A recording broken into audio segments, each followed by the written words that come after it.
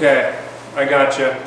It's not actually that cold in here, but stick around, watch this video, and hear the final verdict on the Dyna 5000 garage heater. Hey folks, welcome back to the channel. Matt here, Northern Outlier, and yes, you heard it right. Today is the day we're going over the Dyna 5000. I'm going to give you the good, the bad, and the ugly. First of all though, hit that like button, hit subscribe down below if you haven't already. Stay tuned and enjoy. So a couple months ago I installed this Dyna 5000 watt garage heater, and I did an install video actually. So if you haven't seen that, check it out. I'll put a link to it right now. But anyways, overall in northwestern Ontario, the winter's been pretty unusual, pretty mild. It's only been recently that we've gotten down into the minus 30, approaching minus 40 degrees Celsius. So up until this point, I haven't really had to use the heater all that much. But I finally got to put it through its paces this last week, and I'm ready to give it a proper review. So the first thing we're going to get into is the good. So the first thing I like about this heater is its size. For how small it is, it works well, and it only weighs, I think, 20 to 30 pounds. So yeah, that would be the first thing, the size. It's small, it's compact, and it's great for a small space. Another thing I really like about this heater is the price. I got this on Amazon. I paid, I think, $170 before tax. So it's priced very well. It's definitely on the lower end. It's probably one of the cheaper ones you can buy. I don't think you're gonna find a 5,000 watt garage heater for less than that. And if you do, I don't really know what the quality would be like. I definitely probably wouldn't go any cheaper than that. But anyways, that's something that I really liked. I wasn't sure what I needed at the time, and I wanted to try this one out. So definitely, if you're on a budget, it's a great price, and you can't really beat that. So another thing I really like about this garage heater is how quiet it is. So right now I've got it set at 5,000 watts. I've got the thermostat cranked right up, and that's all you can hear. So essentially just the fan running, blowing hot air. So yeah, it's more noise than, say, a radiant type garage heater that I don't think would make really any noise. But overall, this is really minimal, so another plus. So another plus of this garage heater, I would say, is that once it is running, it does put out consistent heat. So that's a plus. It would keep a certain size space nice and toasty, I think. So it does work really well. It does its intended job. Another good thing about this heater is it's relatively easy installation. So if you've seen the video, and again, I'll put a link to it, check the video out, the install video, but overall, relatively easy installation. You just have to buy the right breaker and the right wire. And again, I'm not an electrician. I installed it myself. I would recommend, if you aren't comfortable doing that, go and get a certified electrician to do it for you. But overall, really easy. Instructions are easy. It's easy to put the wire basically in, hook it up inside the heater, run it to your breaker. So it's a relatively simple process if you know what you're doing, if you know some electrical basics. So that was another big plus. It was really straightforward and easy to put it up.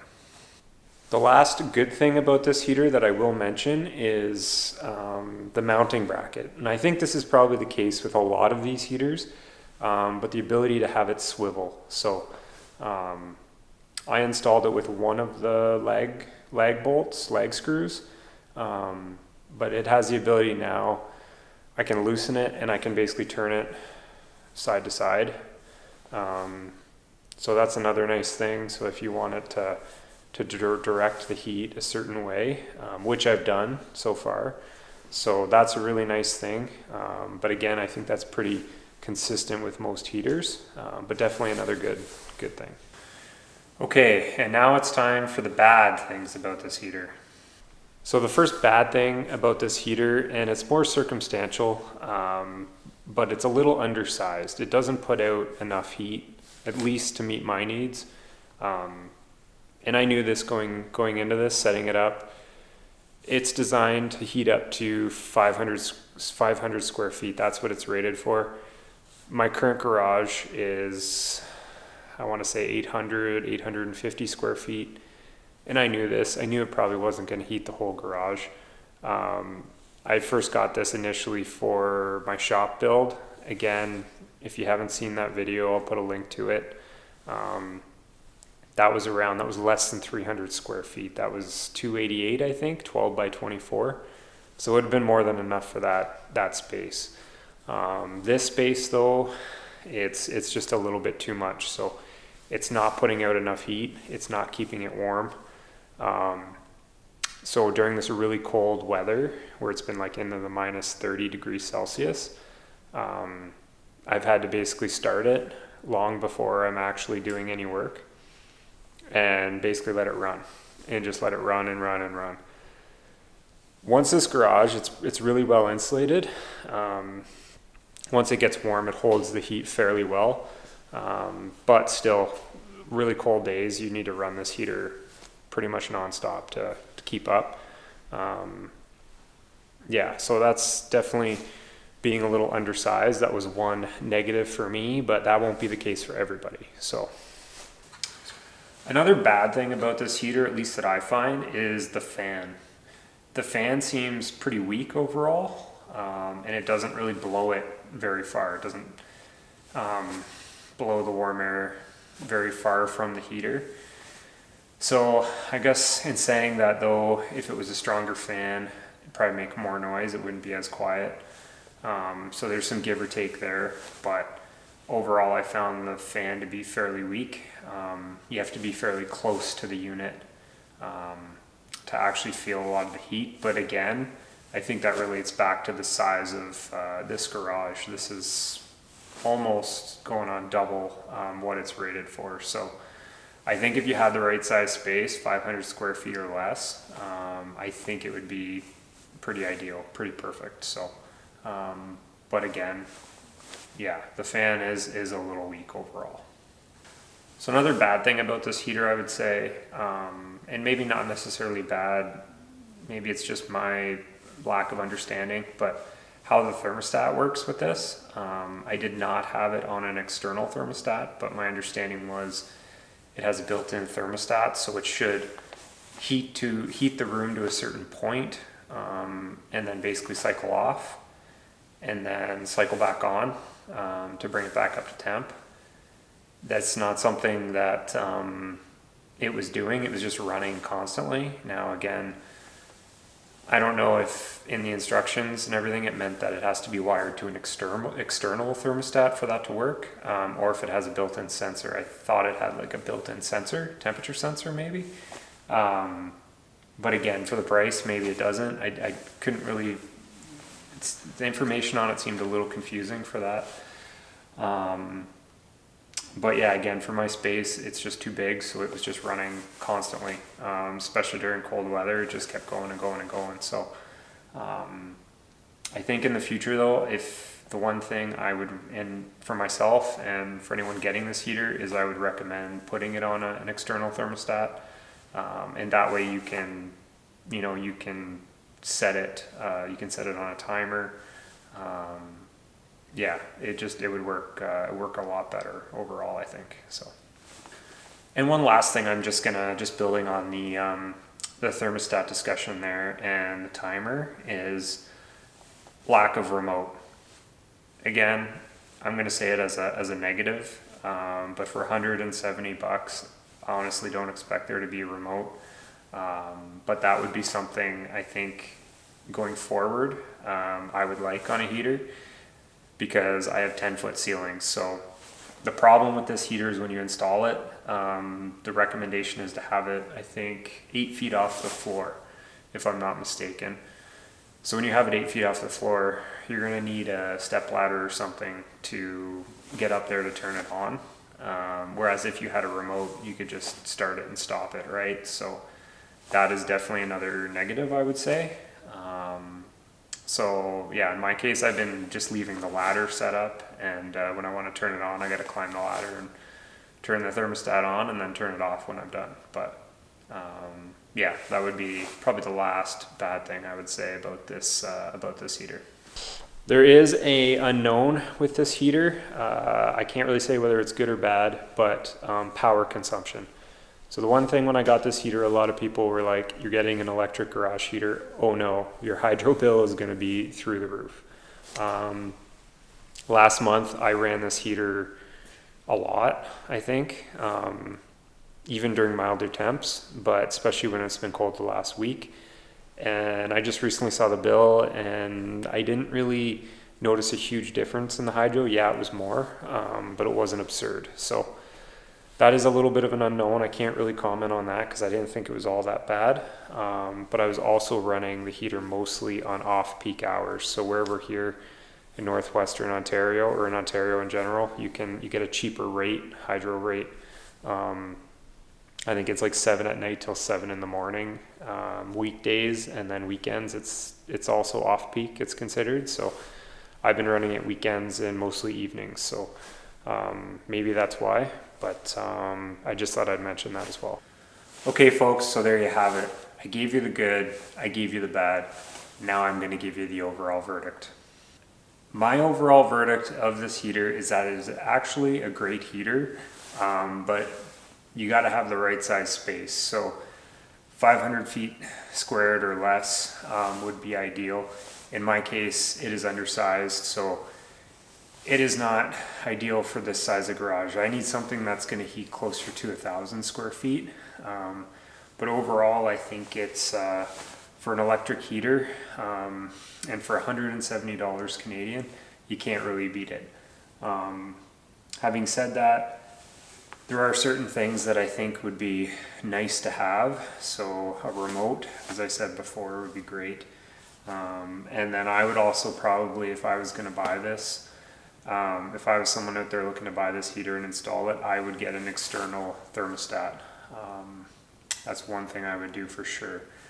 But overall, it is a good heater. It just doesn't meet my needs. So having said that, I think my plan is actually I'm gonna, over the course of the next year, I'm gonna get rid of this heater. I'm gonna make do for the rest of this winter here.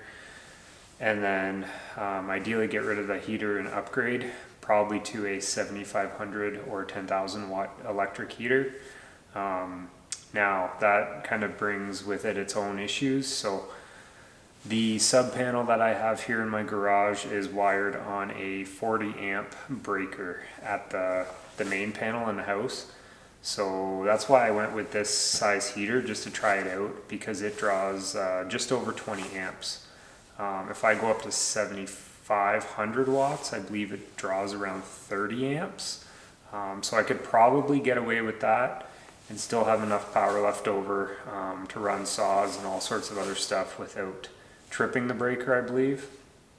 But if I went to a 10,000 watt, I would definitely need to upgrade the breaker. So I'm gonna have to get an electrician to come take a look and see if I can upgrade that breaker on the main panel just to handle a little bit more amperage. So when I installed this heater, I did note that the wire coming into the sub panel from the house was a really heavy gauge wire. So by heavy gauge, I actually mean like a lower gauge. I think it was, it's copper for sure, I would say, but it's a really thick copper wire. So I'm pretty sure it can handle more than that 40 amp breaker, but I got to look into that. I got to see what I can do.